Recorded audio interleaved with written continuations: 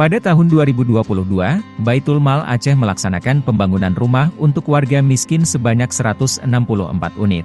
Dananya bersumber dari infak.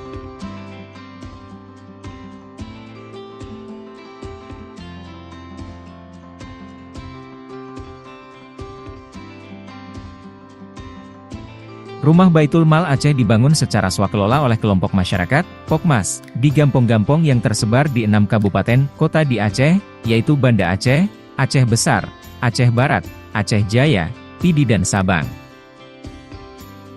Dengan partisipasi langsung warga gampong dalam pembangunan dan pengawasannya, warga miskin mendapat rumah layak huni yang berkualitas baik.